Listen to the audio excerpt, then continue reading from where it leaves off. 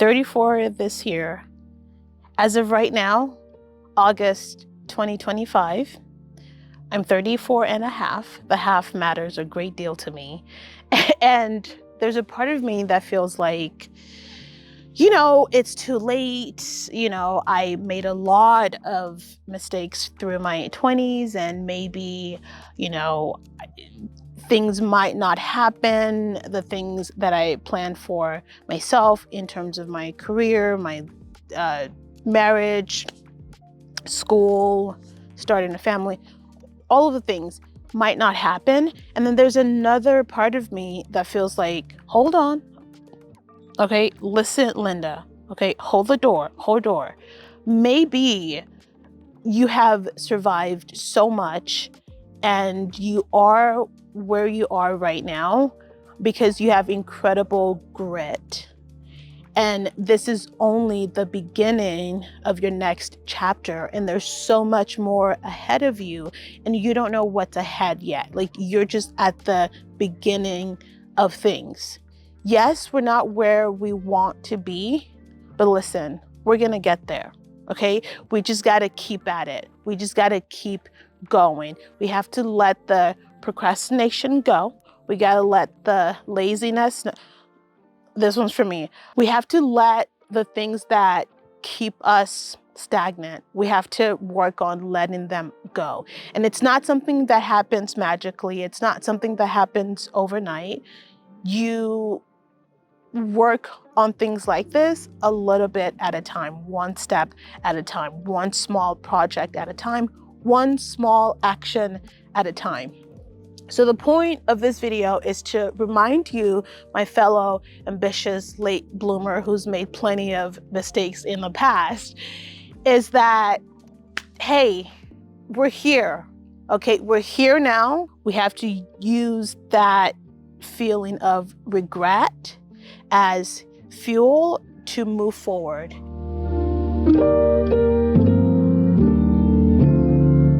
So let's talk about some of the things that can make us feel behind in life.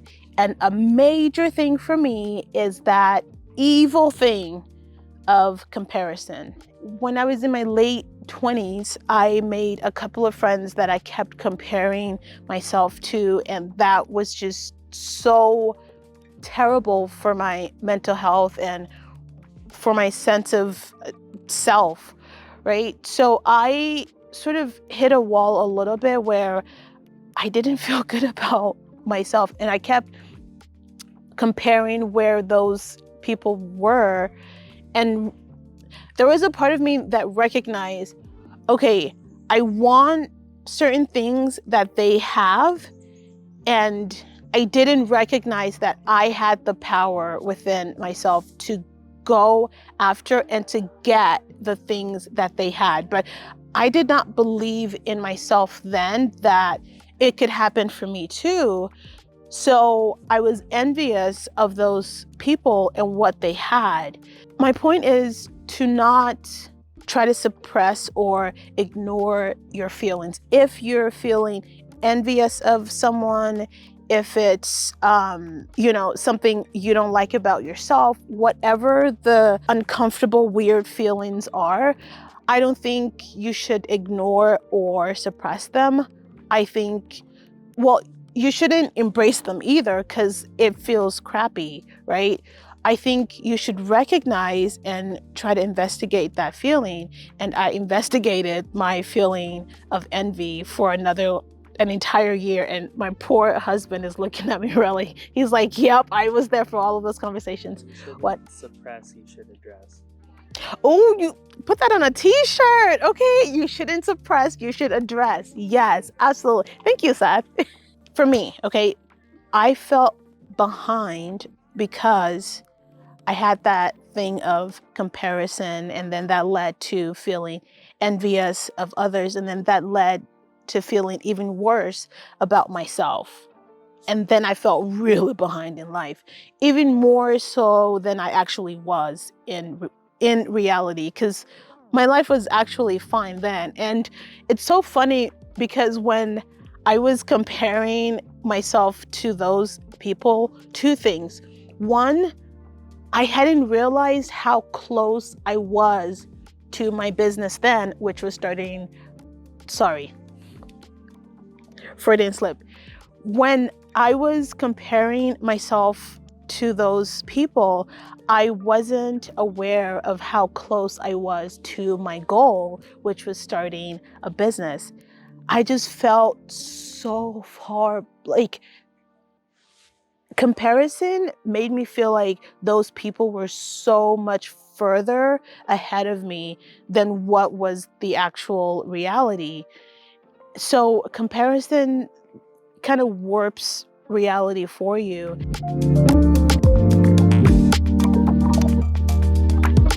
So after you have addressed your feelings, right? The next thing is to take action. Again, one bit at a time. One bit at a time, because you have to recognize that nothing is gonna happen in a minute. It will take a second, all right? I'm just kidding. You have to recognize that. Quick is not worth it. Fuck. Right, like, life isn't magical like that. That's for movies. Movies are Easy, magical. it's not worth it. If it's easy, it's not worth it. Put that on a t-shirt. Sav, you want to start a t-shirt company or something? Because you keep coming up with these. If it's easy, it's not worth it. And that is the truth. The thing about being an ambitious late bloomer is that we have lofty goals. If I tell you some of my goals, okay, start a restaurant, write a couple of books, own some properties, travel. I have so many. Those are just a few of them, all right? I have lofty goals, but I'm also an adventurer. I'm also someone who likes having fun. I'm also many, many things. It's not just about taking action, right? You have to take a focused action. Research and plan your goals, and then start with what's in front of you. Start with right now. Start with the smallest things that you can accomplish right now. Once you do that, pat yourself on the back, okay? Or the shoulders. And then the next thing, and then the next, and then the next, and so on and so forth. But you have to start with what's in front of you. And that was another problem for me. I wasn't focused at all throughout my 20s. I had so many interests. I had so many baggages, okay? I had survived so much from my past with my family and some exes who were abusive, with so many personal and mental health things that I had to work through. And thankfully, I had a very supportive husband with me, but still, it was really hard working through things, especially mentally. And once I had a good grasp on my mental health, fibroids hit me. So it was like, mental health is done. Now physical health. And I'm like, oh my gosh, am I gonna get a break? So life feels like that sometimes, where you feel like, okay, I'm hitting a stride here, or is that how you say it? You stride, you're hitting a stride and things are moving, and then something else will happen. That's life.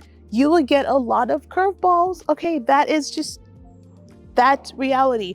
But you keep that focus, okay? You hold on to that long-term vision that you have for yourself and for your family. For me, that's my chosen family. You hold on to that and you keep going. You won't fly to it, but you will walk there, okay? One bit at a time. So my fellow late bloomer, it is not too late. You will get there, okay? You have that vision because you have that ambition, okay? You are ambitious. We're ambitious, okay? We just got some things in the way that we gotta clear out, and that's it. Big changes are built on small successes. Another quote, let's hear this one. Big changes are built on small successes. I get it. 3 for 3. Bingo. What was that? You'll see in the edit. It's fine. There's a lot. There's a lot in this forest. We're actually in Trillium Lake, which is absolutely gorgeous.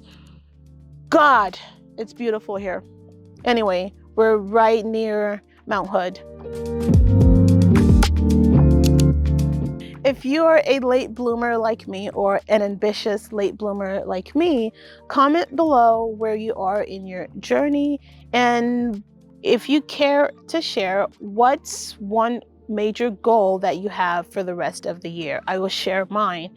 One goal that I have for myself is to create 3 products for my website by the end of the year. Right now, I'm mostly service-based, and by the end of the year, I want to have my offerings in both services as well as products. So I'm working on 3 products that I haven't started yet, hiding in shame, but I'm clearing out some personal things, surgeries coming up. You know, personal stuff is in the way right now, and once I have those cleared out, I will start my products for the website. So yeah, that's what I have coming up for the end of the year. So let me know what you have coming up for the end of the year, no matter how small or how large the goal is.